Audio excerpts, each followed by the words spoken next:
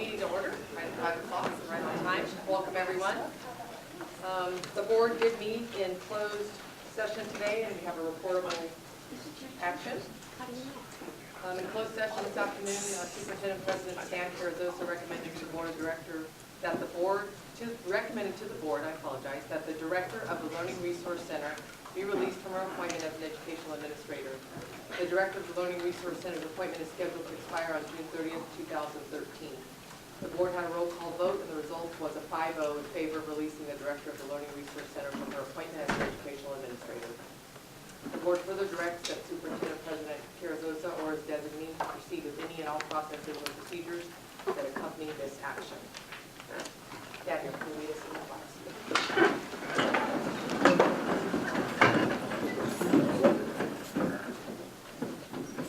Ready to begin. I pledge allegiance to the flag of the United States of America and to the republic for which it stands, one nation, under God, indivisible, with liberty and justice for all.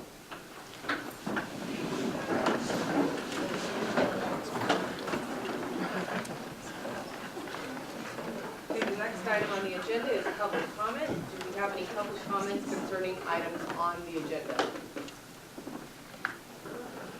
Public comments concerning items not on the agenda?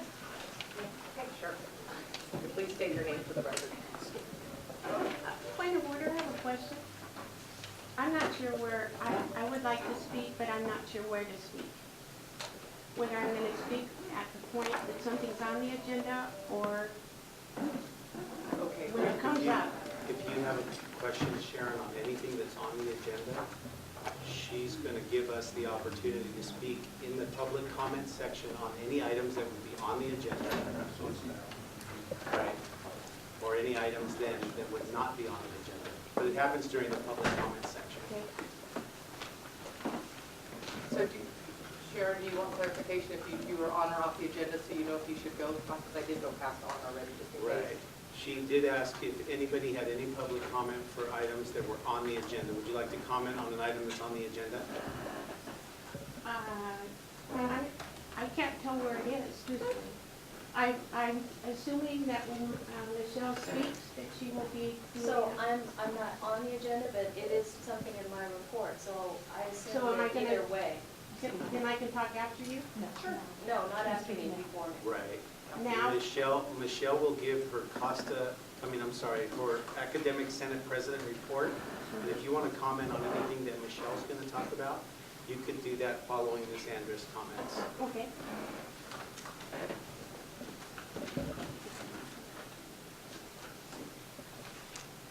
My name is Amy Andrus, and I'm the director of the Learning Resource Center.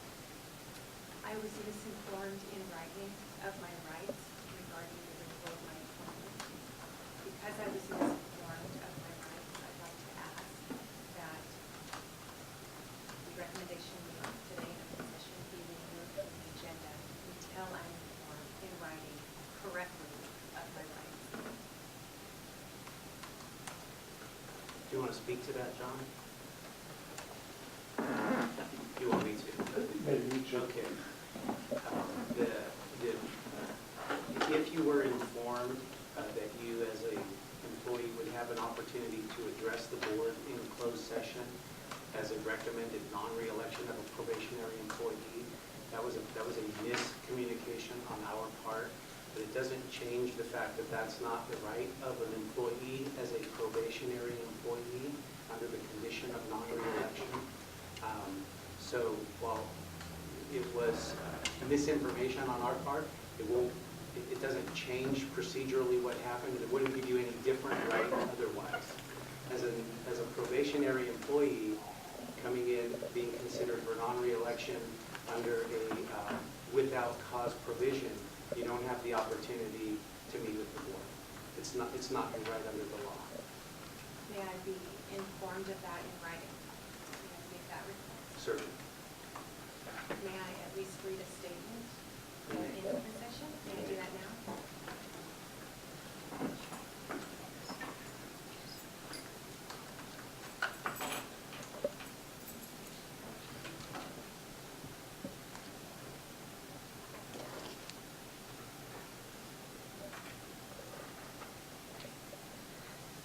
about the circumstances for being here. I would like to thank you for the opportunity to speak on your behalf. Unfortunately, you're witnessing one of the most painful moments of my life, one of the sickest moments of my life. On Friday, March 1st, I learned that my employment contract with the College of the Sequoias will be terminated at the end of this academic year. Unfortunately, HR is not permitted to disclose to me the cause for termination. Without understanding the specific cause for this action, it has been difficult to determine what is the most relevant and appropriate to say to you. I cannot make a defense against unknown charges, and I do not want to use this opportunity to voice my frustration or express negativity.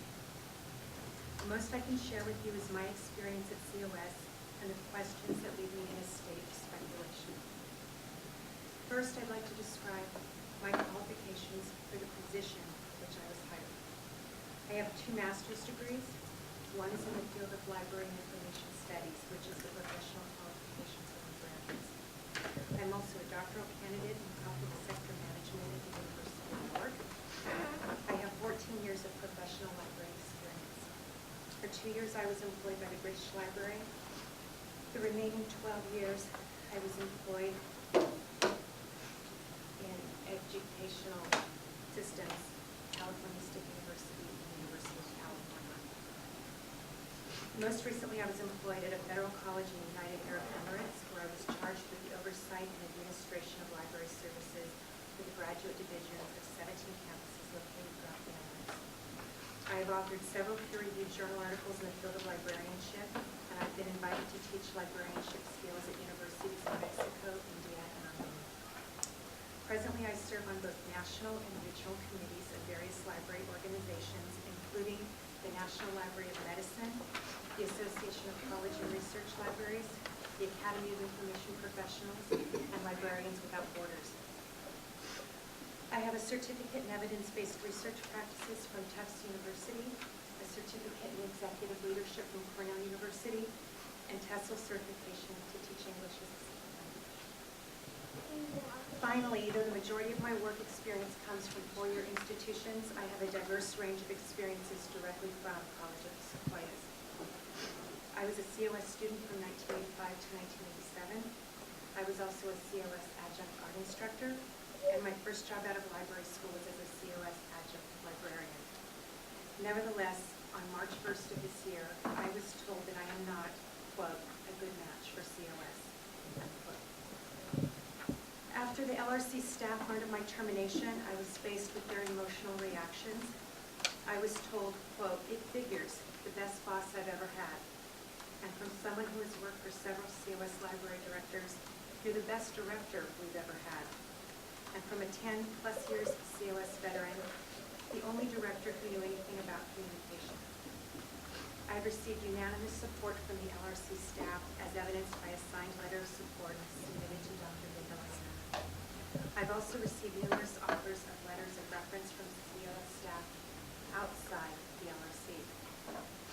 These offers came from individuals that I've worked with to solve problems and to get things done. As one member of another department stated, in the past we dreaded working with the library. Now we say, no problem, and we will get it done. I believe in libraries and the provision of outstanding student support and service. I have the highest standards for the work I do, and my professional goal is to make the libraries I work for the best of the best. If my commitment to quality service has been misunderstood or viewed as overly zealous, then I do apologize. I can assure you that my only intention has been to do the work set before me. The day we learned of the show cause sanction, I sent President Garzosa an email of support on behalf of the LRC.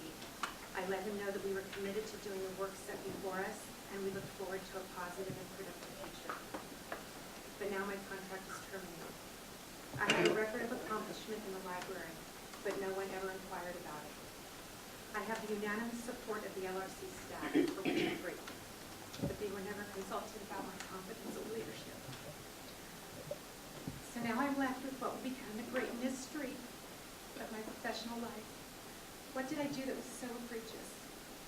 I have an impeccable professional track record, and I feel 100% confident that you could contact anyone I have worked with in my entire career library colleagues, faculty, administrators, or students, and you would receive a positive and enthusiastic reference. In view of the support of LRC staff that I work with day after day, a staff that holds me accountable for every single thing I do, a staff that has seen me in good times and in moments of stress, and that still will attest to my work, my disposition, and my leadership capabilities. And in the face of a show cause sanction in which the library is explicitly mentioned, the president still believes I did something so offensive that it does not merit the college to provide me guidance, support, or feedback so I can improve, or at the very least, be provided with the option to submit my own resignation. Again, the same question. What did I do that was so unforgivable it mandates permanent action? I do not know what you might hear after I leave or what you have heard, and I will not have the opportunity to address those charges. But I can assure you that all my efforts at COS have been well-intentioned and my work ethic has been honorable. Members of the board, President Sosa, I wish you the best with the show cause sanction. I have no doubt that the work will be done and the college will move forward. Thank you.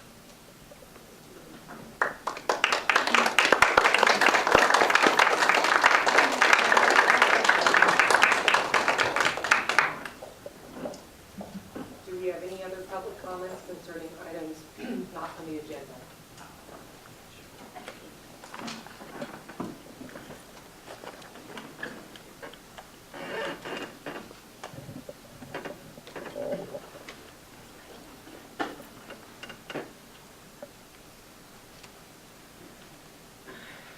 Actually, I really didn't want to go next. I think that was pretty emotional, and it's always stressful when you hear something like that, no matter who's doing it. My name is Sharon Black. I feel like I've been here for 100 years. I actually interviewed for the job in this room, and I love being at COS. I'm 70 and a half, and I don't know how much longer I will continue to work with students at COS as a counselor. One of the things that I learned coming from Hanford High School to COS was that communicating in a community college with students, with faculty, and with staff is very different than what I had experienced at a high school. If I wanted information back from a teacher or a faculty member or the maintenance people, I'd put a note in their mailbox. Back would come the information, maybe even that same day.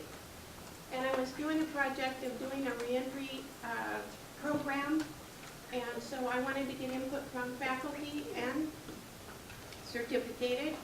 So I put notes in the mailboxes. 2 weeks went by. I had 10 back. I went home. I told my husband, they don't like me. I'm a counselor. They don't like me. He said, well, what do you mean? I said, well, I put notes in the box. He said, well, maybe that isn't going to work. You have to communicate differently. One of the faculty told me, well, maybe if you put a naked lady on your note, it's 85% male at that school, you'll probably get a lot back. And so I did.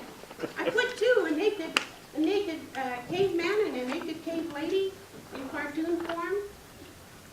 Within a week, I had 70% of the information I needed from people. So that really gave me an idea about paying attention to how we communicate. What works at one system doesn't necessarily work at another one. What works at one community college, depending on size, ethnic makeup, economics, doesn't necessarily work at another one. The other thing when I came was there was no division chair. And that's really what I'm coming to, is the division chair. There has to be a process to communicate effectively with the instructional faculty, the administrators, the academic senate that forwards policy to the board, the curriculum committee. I was chairman of the curriculum committee for 7 years. I learned a lot about counting units, counting minutes, the budget. One year we built a budget that wouldn't, built a schedule that would not support our student budget. You know, I mean, you do the best you can, but the numbers weren't right. And I learned about working on those kinds of committees. Counseling is part of the body. It is not the whole body. The students are part of the body. The administrators are part. You know the parts. But it is difficult to communicate without trust. You know, email, telephone. I think I'm probably known for going to see a person rather than just sending them a note or an email. I think Stan can attest to that, can't you? Yes? Yes? Yes, because I think that's important to develop trust. And with the division chair in student services, it's not just counseling, it's not just work experience, it's not just health center, it's not just DRC, EOP&S, all the different areas. The other areas touch counseling just as much as the counseling touches those areas. When Fresno State happens to mention that they've changed their liberal studies program, and instead of requiring 2 U.S. history classes, they've decided to only ask for 1. We send a lot of students to Fresno State in the major with a liberal studies major, elementary ed. Well, if you cut the requests in half, and you're still offering the same amount of U.S. histories, that's not in the best interest of students. Economically, it's not in the best interest. When the UC said, well, you're not going to have anybody admitted unless you have a critical thinking class, which we now call English 2, and we also have Philosophy 25. Who was the first school to match Berkeley's English classes to be accepted by the state of California? COS. Partially because when we went to the training, we said, hey, there's a big thing coming, and we need to do it right away, because that is an admissions requirement. You can have a beautiful application, you can be the most brainy student, but if you don't have English 1, English 2, and a math class that transfers, your application will go no further. So those kinds of things are important. And the division chair, by sitting on the different committees, paying attention to the budget, knowing when the flow of the traffic is as far as scheduling, it's an important position. And I think we went through, I can remember we went through a time when we're not going to have any of the division chair scheduled classes. And I think that went to like 3 courts, and that was a waste of time. I think that my point is this. The division person is the person that's on the front line. You see something that doesn't work. You try to talk to that other area. You might talk to admissions. Admission comes down and talks to you and says, this isn't working, or maybe we can make a change. We had a situation where students were being certified on the wrong sheet, which didn't give them certification, which also meant that their admissions was being recalled. By going and talking to somebody, having a meeting, in an hour, we had it straightened out. Sharon? Yes, That am I wasn't, fine? that wasn't a call. That was our buzzer going off. Oh, So you have sorry, okay. 30 more seconds. No, 30 go more ahead. seconds. Anyway, I hope you know how passionate I am about this. We've had a division chair for 23 years. People volunteer to become division chair. They get voted in the same way that you are voted into your offices. And I just can't tell you how important that position is. Thank you. Thank you,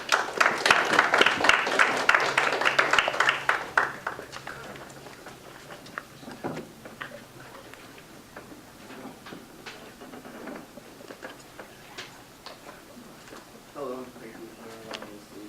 My name is Richie Ciccilli. I'm a disabled veteran and a student here at COS. I'm in my 2nd semester here, and I came to this institution to participate in the aeronautics program in partnership through Blue Sky Aviation. Now, during my 1st semester out was in class at the Tulare Airport, and I did not have to worry about parking. There was free parking there at the airport. And now, due to a medical condition, I'm unable to continue in that program.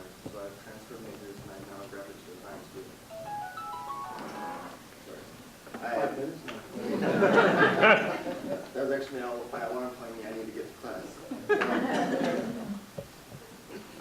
Tulare Center campus 5 days a week, and here in Visalia 2 days a week. While I'm here in Visalia, I've been parking across the street where I don't have to pay for parking, and just because it's simpler and easier to find parking.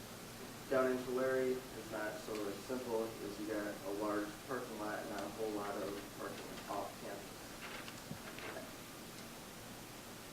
Having attended previous institutions who issued veterans parking permits, I was unaware that this institution had a different policy, and I subsequently have received a parking violation. After that, I did purchase a parking permit, but I am here today on behalf of all the veterans of the school, because I would like to see the policy changed so that veterans receive free parking. I've heard that past attempts of the policy change have failed, and the reason I was given was that if vets get free parking, why not give free parking to athletes, honor students, students on the dean's list, etc. And my response to that is, as a veteran of the U.S. Army, I swore an oath to protect this country and defend the Constitution from enemies foreign and domestic. And many of my friends who swore that same oath gave their life. There is nothing that compares to swearing that oath and offering to sacrifice your own life in defense of this country. No student, athlete, or grades will reflect that type of commitment.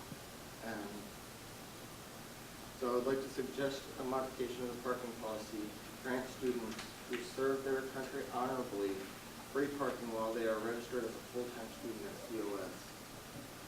A model of how this system might look like can be found at Alfred State's frequently asked question page about veteran parking there at SUNY institution. And to summarize how their program works, they issue free parking to veteran students who apply for a voucher by providing proof of honorable service. They provide this only to their veteran students, not faculty. I believe this is because the school is being paid for the students' attendance, and it pays the facilities or the faculty fee there. They do not automatically grant the waiver to every veteran. They only grant it to those honorably served full-time and those who apply for it. The veteran has to fill out a form and take it in and submit with proper documentation. I would like to see a policy like this instituted here at COS, and thank you for your consideration.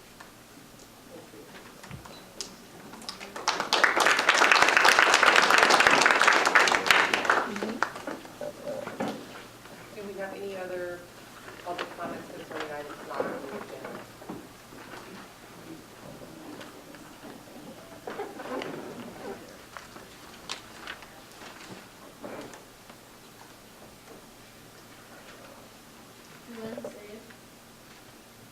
Information competency leader in COS. I'm sorry, could you say? Milena Sayed. I spoke here in November telling how the college that I used to be proud of is muting people, disposing of people. I can't recognize people I respected and admired anymore. And honestly, after what's been done to Amy, I honestly wonder, is this college that disposes of people of such quality and integrity is even worth saving? Who would want to work here if we lose people again? And for those of you that are not from the library, you could recognize that space this whole week because it was like a cemetery. The people that worked there for 10, 20, 30 years have never, ever witnessed any administrator that was like Amy. And we are losing her now when we're trying to get back our accreditation. We are losing her now when we need to write another report. And I mean, who can pull us out from the basement? Library is the heart of the college, and our heart has been bleeding for a week and will be bled to death by the end of June. I'm not trying to be melodramatic, I apologize. We do write a letter.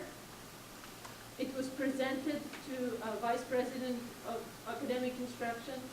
It had 6 pages with all the wonderful projects that Amy has done. She was to save college about $90,000. And she already saved a lot, even this year only. If for nothing else, you know, people that care for numbers should be paying attention when they heard that. It was signed by everybody that worked there. Classified people, faculty, all the staff. She had, as she expressed, 100% support from all of us. We never heard the reason. Nobody of us could even guess what was the reason for her to leave. What was so offensive to whom? And instead of being speechless, I chose to express my frustration. And I just honestly worry about the college. I'm part of subcommittee. I serve on subcommittee that's trying to save the college. I'm willing to give my expertise, time, anything for COS. But as I mentioned before, if we willingly sacrifice or dispose of people of value like Mrs. or Miss Andrews, as you would call her, then what can we expect? What can anybody expect here? Thank you.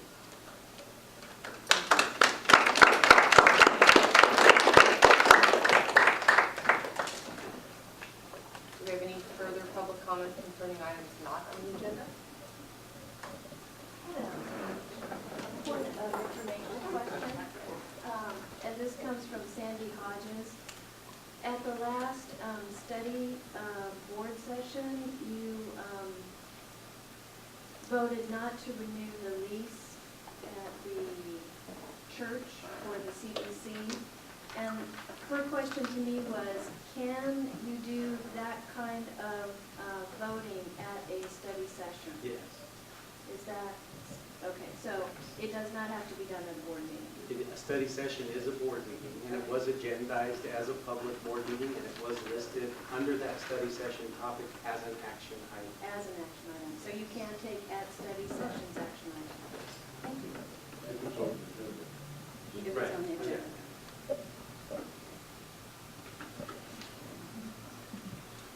Seeing no further public comment, we'll move on to our student trustee report. Yeah. So far, ASB has been getting up and running. We've had, trying to put a calendar together for this semester. One big day that we had was Lobby Day, March 4th. They took total 36 total representatives from COS Sacramento. They're taking 2 representatives to the Washington, D.C. trip. They leave the 14th of March through the 20th.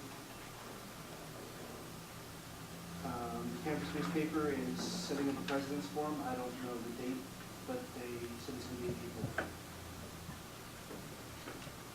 Students are involved in the accreditation task force. I think, are there 4 students, Stan, that are signed up for that? Okay. We have 6. 6? Okay. Well, last time I checked, it was 4. Now we have 6. Something that's really big is coming up is April 6th. We're going to have campus tours for high school seniors that we're going to show them around. And they're going to do that on all 3 campuses, not just SF. But besides that, let's still see it. Are those, are you guys considered like ambassadors or just ASB students in general are doing tours? How do you distinguish who does the tours? ASB students. ASB students, right? That's great. Any questions, Daniel? Nope. Board member reports. I would just like to comment on our board meeting last week with the Lysau Unified School District and the update that we got on the BTEC program and how well that's working for the students. So, if I remember correctly, 95% of the seniors in that class are going to be going on to college, 10% somewhere else, 5% were undecided, and 85% of them are going to COF. So I was impressed with the report and the program. Earl? I attended a couple of events and I'm sorry you missed out, the other board members. The Hall of Fame dinner that was held was very well attended and a very nice event.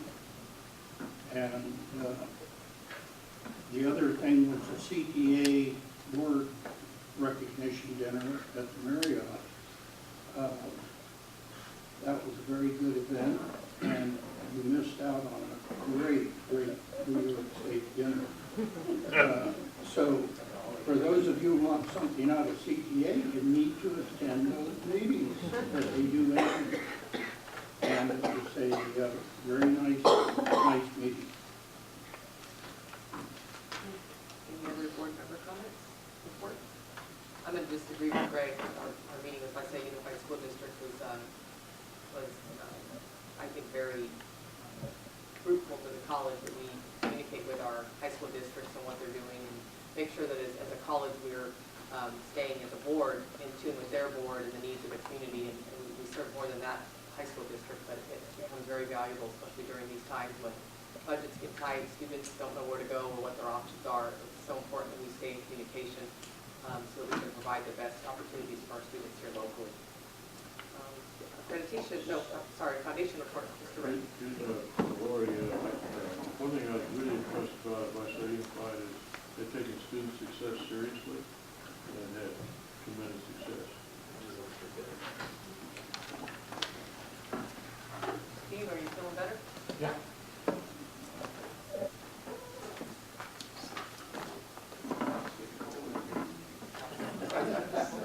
Something I said? No, it was a lot to say.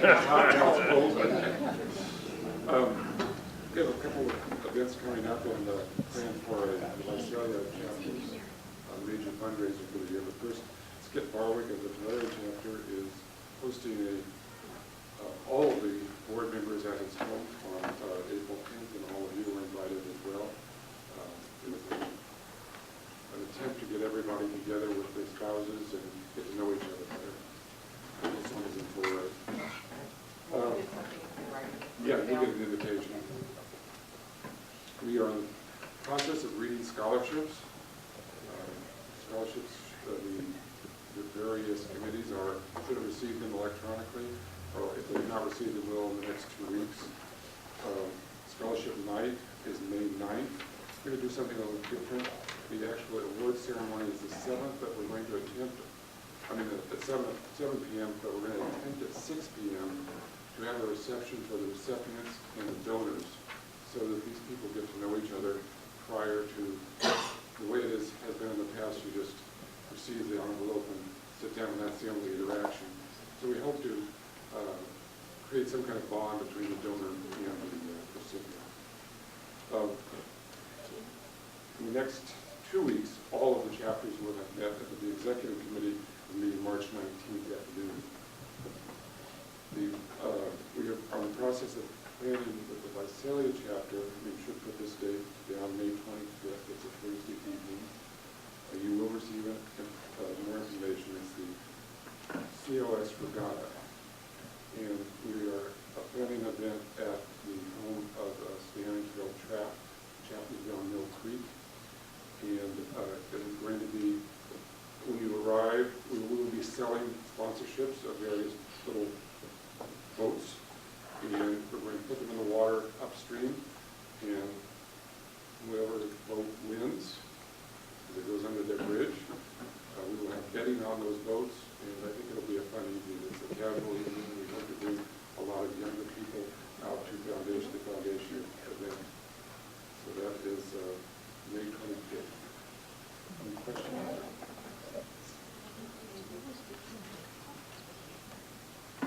Accreditation report?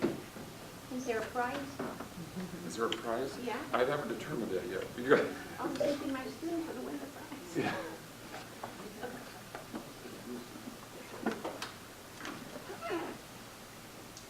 Hi, everybody. Good evening. If you look at in your packet, there is a packet of information for the accreditation report. The first item, it's under 6B. There's a little blue tab. Jen just told me. Look for your blue tab.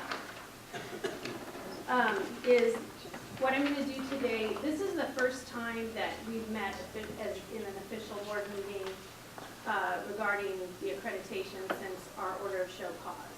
And so I'm going to take this opportunity to present the accreditation response plan. So as you can see on the first page, we were, based on our visitation in October 2012, on February 13th, we received an order of show cause. So this, as you can see, is the utmost important to the COS Board of Trustees and the entire college community. And as a result of this action, or the findings of the ACCJC, the superintendent president act to put together an accreditation response plan. The plan includes several areas. One is accreditation response task force, the RTF, the accreditation committee advisory committee, and some use of technical and consultant expertise in our efforts to address the show cause order. The purpose, goals, tasks, initial membership, and meeting schedules for the response task force and ACAC are enclosed. And there's a recommended action. A resolution for this item is listed on the agenda under action for board consideration. The second page that you have is an overview of the response task force. It's operating under the authority of the president on your authority through the board superintendent as the board designee. The responsibility is to address the recommendations in the show cause order and to make sure that we're in full compliance with the ACCJC requirement of October 15th. This group meets weekly, we've just completed our third meeting to monitor our tasks, timelines, and implementation progress. And again, meeting notes are on our website, and then you've been getting the regular COS e-news updates about the accreditation progress. The RTF works and delegates subgroups to the full RTF, so there are 4 or 5 subgroups that are working to address the issues. Public reports will be made to the Board of Trustees, and our Public Information Office is giving regular reports through a publication entitled COS 2.0, The Future is New.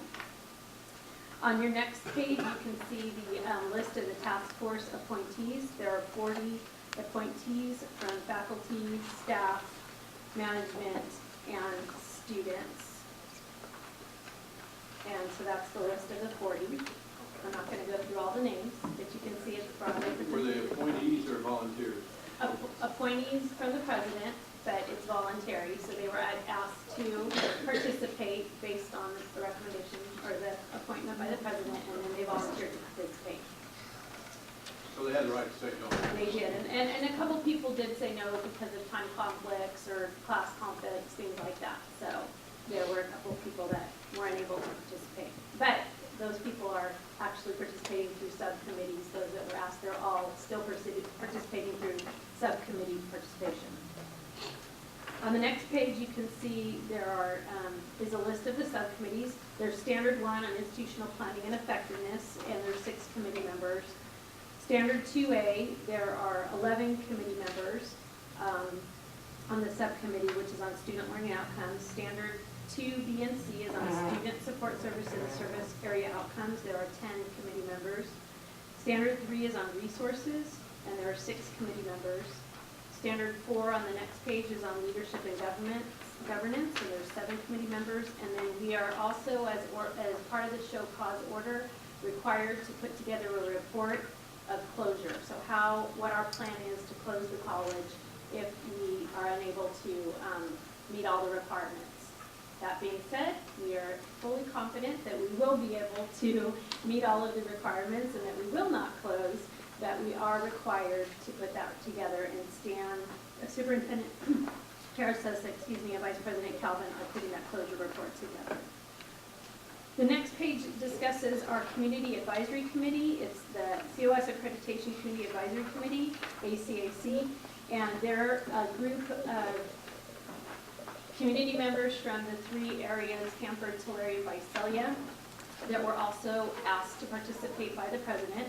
They've had their first meeting 2 Fridays ago, and we had about 25 community members show up. It was a very productive meeting, lots of good questions, and they've agreed to be basically our eyes and ears in the community, as well as to oversee some of the work that we're doing here, and they're committed that COS is not going to close and that we will be able to solve these issues. So they are also going to be putting together a summary that will be part of our report that we give to the ACCJC in October. So they'll be keeping notes and minutes on all of their work, and then put their opinions, their write-up into the report that we do. On the next page, you can see the groups from the different areas. So we have 13 members from the Visalia area, 9 from the Hanford-Corcoran area, and 6 from the Tulare area who have agreed to participate in the Community Advisory Committee. The next couple of pages is an outline of our meeting schedule, well, 4 pages, and basically it shows that the RTF, the Response Task Force, meets every week. That's followed by a COS e-news, which is then reported out at College Council, reported out at Academic Senate, and then every other week the Community Advisory Committee meets. So you can see all of that in the schedule. In addition, our Community Advisory Committee has been invited to participate in any of the subgroups that they'd like to participate in, and we sent them information about when and where those subgroups meet. And so if they want to come in, check in on progress, they're able to do that. So that's the basic overview about where we are. In addition, as mentioned on the front page, we have contracted with 2 consultants who will be coming in. One is Dr. Eva Conrad, and she's an expert on planning and decision-making processes. She's worked with other colleges who have been on sanctions from the ACCJC, and she works very closely with them. And the second one is Dr. Bob Pacheco, and he is an expert in student brain outcomes. He is at the Dr. Conrad is from the College Brain Trust. She's a former president of a college, and for many years worked in the community college system, and now works as a consultant through the College Brain Trust. Dr. Pacheco is the director of research at Maricosta College, and he has also worked with several colleges on their SLO issues and making sure they're in alignment with what the recommendations are or the requirements are from ACCJC. And he also came highly recommended from a number of colleges as well as the ACCJC for the work that he's done with them.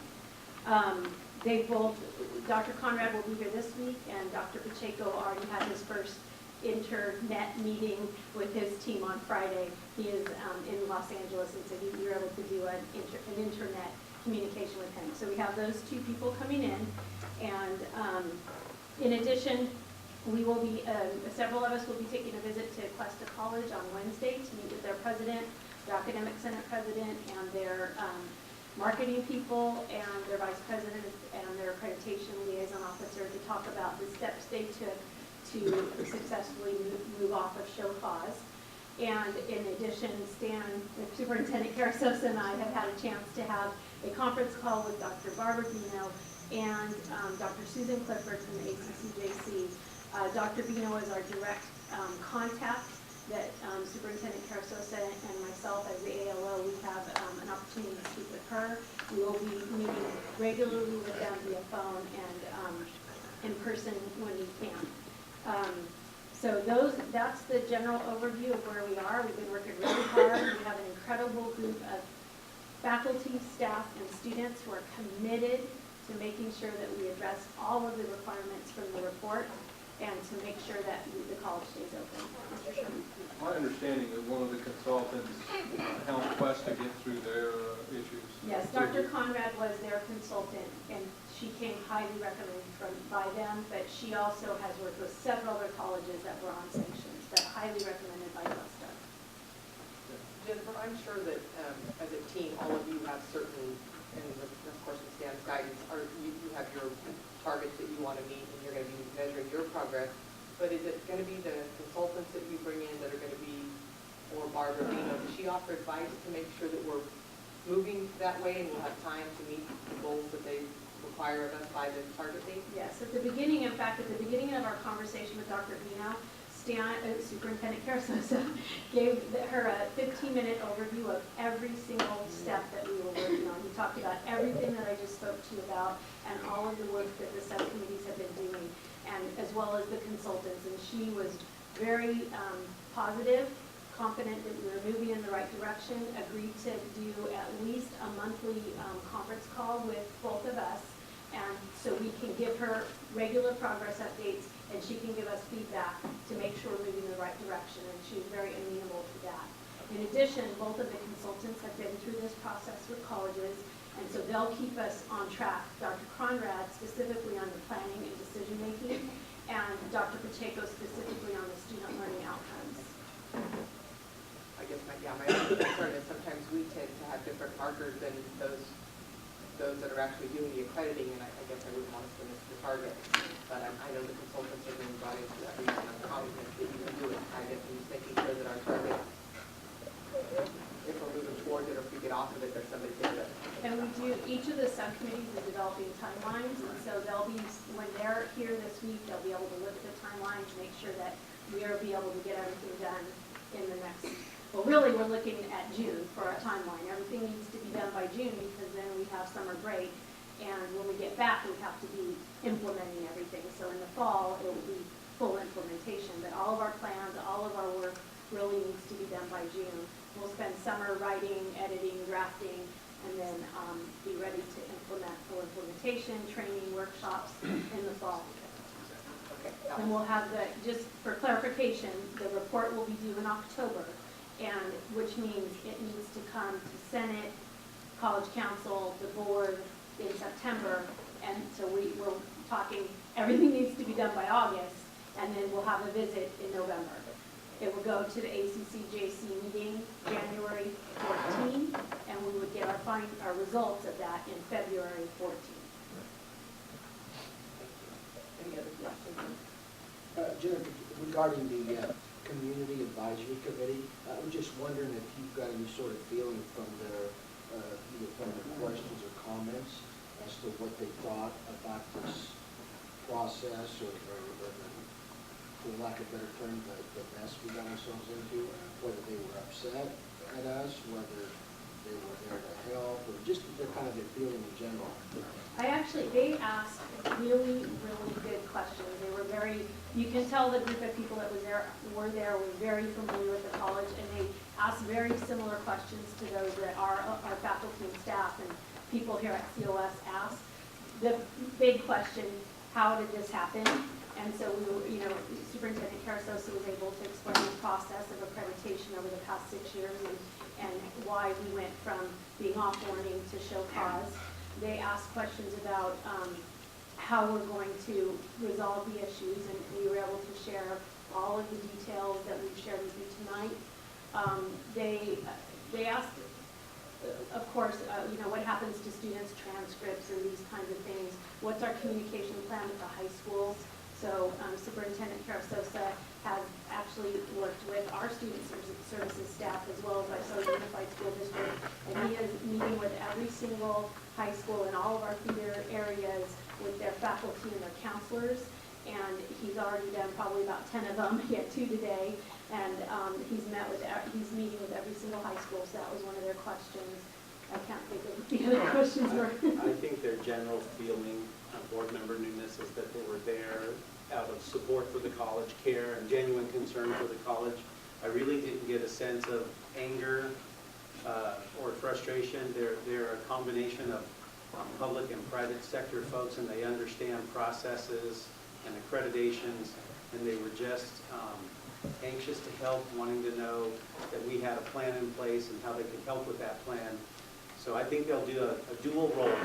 They'll serve as that eyes and ears from our community to come in and watch us and monitor and support us, but they'll also serve as our advocates out in the community because they'll have a firsthand understanding of what we're doing to address the issues, and they'll be able to speak about those publicly with confidence. Okay. So again, there's a resolution coming up later in the agenda that will address these issues. Okay, thank you. Thank you. Lori? Yes. I would be interested in whether you and the audience think it's warm enough up here. I was a little warm when I came in. Are cold right now. Now I'm freezing, my toes are numb, but I don't want to be the only one complaining. I didn't want to be the only one, but I'm kind of cold. Well, that's why he thought I was making a comment about his, and I said it's cold in here, and that's when Okay, yeah, it wasn't Steve. it wasn't him. Okay. Mr. Perez, so you're up. I just have one quick announcement, and then I'm going to defer my time tonight so that we can get back into our cycle of introductions of new division chairs and a chance to have a report from one of our division chairs, which I think is something we would all be interested to hear tonight. Before I do, though, on the heels of Dr. Lacerna's update on accreditation, I did want to remind the board that we've been circulating among you a local workshop conference opportunity that's coming available to us as board members and CEO. It's a workshop sponsored in part by the state and the regional C6 consortium, some of the federal funding that's come into the area to provide training and staff development for board members and CEOs. And this particular workshop is titled Student Success and the Importance of the Student Success Act. And there's some strands in this workshop that are for board members and CEOs to understand accreditation and the details associated with it. It's April 12th and 13th, which is a Friday and Saturday, and we've sent you all that information. It's the one hosted here in Queens County out at Harris Ranch. And I just wanted to remind all of you that that opportunity is there for us. I think it's a good opportunity because it targets something that's specific to our college right now, and it's local, and it doesn't involve additional travel and lodging costs and that kind of thing. So wanted to make sure that you had that information, and if you need any details on that, contact either myself or Janet, and we can continue to help. And then with that tonight, I'd like to defer the rest of my time, and I think, am I introducing the Vice President, or am I introducing our Dean to introduce our Division Chair? The dean's here. Stephanie's here. I can introduce Our him. interim. No, he's not in my Dr. division. Ritechu's not here. So Jennifer, will you take the introduction for us? All right. So, as is our past practice, we have, when our division chairs are coming in, they have an opportunity to present to the board. And Jared Birch from the Math and Engineering Department has been selected chair for that division. He will be coming in the fall to begin his division chair appointment. So, with no further ado, I'll let him go and talk. He's in charge. Thank you. Yeah, my name is Jared Birch, and I am the newly elected division chair for Math and Engineering. I just thought I would maybe share a little background about who I am and maybe what my goals are as division chair. I'm not from California. I actually grew up on the northern lakes of Minnesota. So after graduating there, I got a bachelor's degree at Southern Utah University in mathematics, then went up to Utah State and received a master's in statistics. And I'm the only one with a stats degree in my department, so I get a lot of stats classes. I enjoy teaching those. But it was really at graduate school that I found that where I wanted to be was in the classroom. And in fact, I won the Graduate Instructor of the Year for not just the math department there, but for the College of Science. And that kind of propelled me along, and I started, seeking out what I wanted to be was an instructor. And I was hired straight out of grad school here at COS in 1998. I know I don't look it, but I've been here 15 years. And I served on various committees. Started out serving on a study abroad committee and kind of opened my eyes to how committees and things of that sort work. And in 2006, I started on the Student Learning Outcomes Committee and kind of got sidetracked. My daughter had a diagnosis of a malignant brain tumor, and so kind of stepped back from some committee work at that point. But got back into it and worked on still working on the distance education committee and enjoy that. And I'm currently on the response task force, one of the appointees, and working on the outcomes assessment end of that as part of that subgroup. And just just really enjoy what I do. I love my profession. I consider it my craft. I spend a lot of time thinking about how I can effectively teach the different students that we have and try to continuously improve what I do. When Chris Keene decided to step down and not do division chair anymore, it seemed like I had a lot of people keep coming in my office saying they'd like me to do it, so that's why I'm here, I guess. I appreciate their support and their trust in me, and you know, my main goal, I think, at this juncture is accreditation, to be perfectly honest. We've got a lot of work to do, and I know that with the quality of individuals that I have in my division, that many hands will make light work, and we'll go for it, and we'll get it done, and make sure that we take care of the things that need to be taken care of in our division.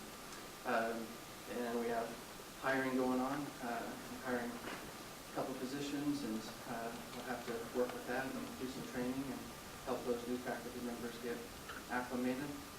And of course, the year I come in, it's comprehensive program review, so I think I'll have plenty to do. So anyway, thank you for your time. Thank you, Jared. I was going to ask what your goals were, and then I almost thought that would almost seem like a silly question after you finished speaking, but then you addressed it right at the end. Do any other board members have any questions of Jared? Mr. Birch? So Jared, sounds like you went from being a golden gopher to an Aggie, is that right? Yeah, that's right. Yeah, exactly. It's big to him too. I want to ask about your daughter, if that's appropriate. Oh, yeah, she's doing fantastic. Okay. She's a junior now in high school, doing very, very well. But, you know, it's been a long journey. We took her to St. Jude Children's Research Hospital in Memphis, Tennessee, and got treatment there. 8 months of radiation and chemotherapy, lose the hair, lose, you know, Yeah, I know. 20% of your body weight. I went through that in my life with my son, so I know what you're talking about. I appreciate that. Yeah, it was a difficult time, but she's doing great. You wouldn't know. She's just doing great. Thank you, Jared. Good luck. Thank you. I know you